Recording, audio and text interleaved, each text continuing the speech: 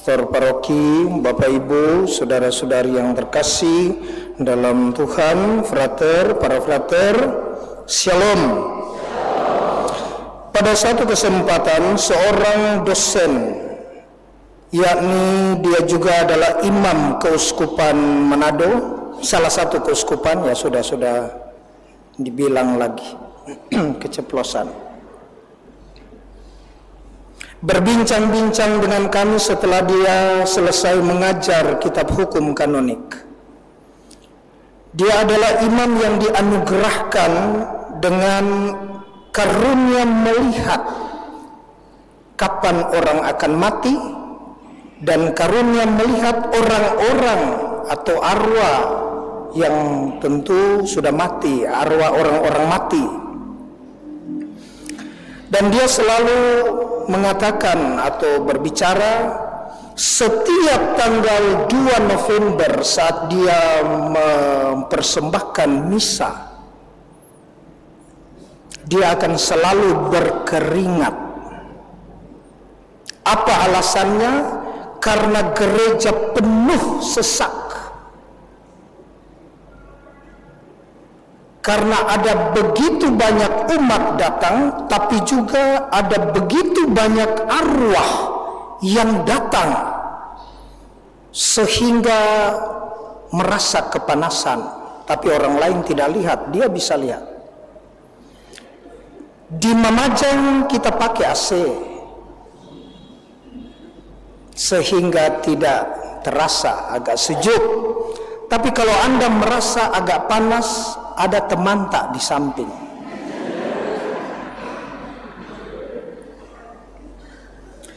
Saudara-saudariku yang terkasih dalam Tuhan, hari ini gereja memperingati arwah semua orang beriman. Peringatan ini bukan sekedar mengingat mereka dalam duka, tetapi mengingat mereka dalam doa. Kita mengetahui sebagai orang Katolik, kita pasti tahu dan harus tahu persekutuan umat beriman dalam 3 wujud persekutuan. Gereja yang bersiarah, itulah kita. Gereja yang berjaya, para kudus di sorga. Dan gereja yang dimurnikan, mereka yang ada di api penyucian. Dan dengan keyakinan prinsip kita adalah tubuh Kristus, maka sesama anggota selayaknya saling bantu-membantu, tolong-menolong dalam iman. Kata Galatia pasal 6 ayat 2, bertolong-tolonglah menanggung bebanmu, maka kamu memenuhi hukum Kristus. Di mana yang kuat membantu yang lemah, kata Roma 15 ayat 1. Mereka yang kuat harus meringankan beban atau membantu mereka yang lemah, kelemahan yang tidak kuat, orang yang tidak kuat. Jadi jika ada anggota keluarga yang sudah meninggal, maka kita yang masih hidup di dunia ini, sebagaimana para kudus di sorga mendoakan kita, maka pantas, harus dan layak kita mendoakan kaum keluarga dengan terutama dalam intensi kurban ekaristi. Begitulah sekiranya yang dimaksudkan di dalam bacaan pertama kitab Makabe 12,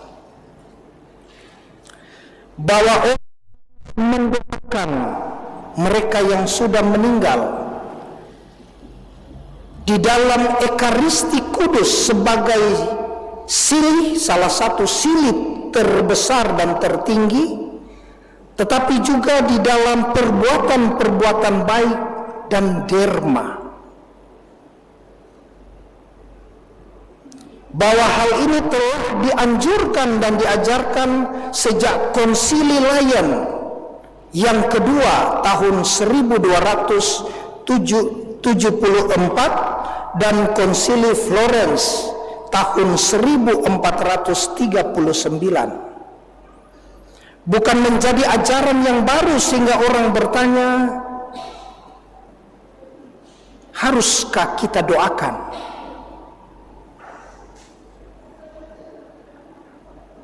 Cukupkah ada kertas atau haruskah ada isi? Maka dia bilang ada 2000 dirham dipersembahkan. Jangan tanya-tanya lagi. Pastor Simon, ada juga, biar cuma 2000 dirham untuk Simon Menumpil yang sudah meninggal.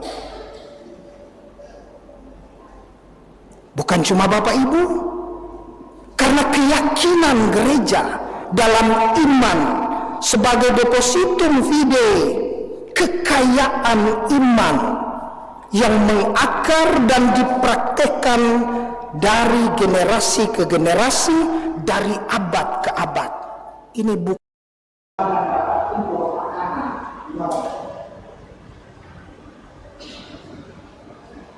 Santo Tertullianus mengajarkan untuk menyelenggarakan misa kudus, mendoakan mereka yang pada hari meninggalnya mereka setiap tahunnya. Maka saya terhadap apostol 30 tahun bahwa saya meninggal,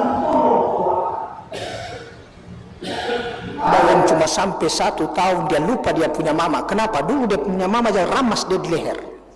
Biar kok. Santo Cyrilius dari Yerusalem mengajarkan saat Ekaristi memasukkan doa-doa untuk jiwa-jiwa yang sudah meninggal. Ada satu kesinambungan, kontinuitas, bahwa saat ini saya mendoakan, besok lusa saya didoakan. Kita tidak tahu, tapi ada saat kita akan didoakan.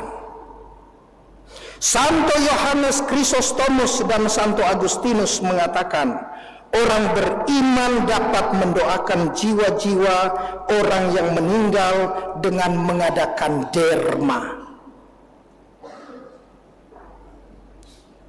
Saudara-saudari yang terkasih, jika hari ini kita mempraktikkan doa secara khusus untuk kaum keluarga kita masing-masing dan kenalan yang kita kasihi, yang semasa hidupnya juga mengasihi kita, dengan suatu keyakinan dan pengharapan mereka beroleh belas kasih dan kerahiman ilahi, semoga tidak banyak lagi kita berjumpa dengan mereka dalam mimpi dan buang muka.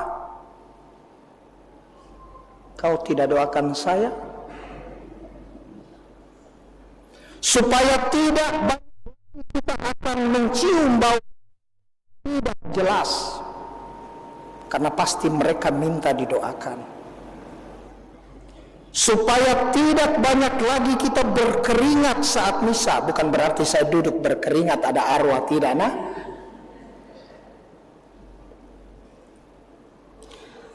Supaya tidak banyak kali kita kalau keluar di teras rumah merinding dengan tidak jelas. Karena kita yakin ketika kita mendoakan, kita ada sebagai anggota tubuh yang lain mendoakan anggota tubuh yang lain. Kita yakin bahwa mereka akan mengalami kebahagiaan kekal bersama para kudus. Meskipun kita tidak tahu kapan itu, semua atas kemurahan dan kerahiman Allah. Oleh karena sebagai anggota gereja kita turut merasa jika mata, jika tangan sakit, jika kaki sakit, yang lain turut juga merasakan kesakitan.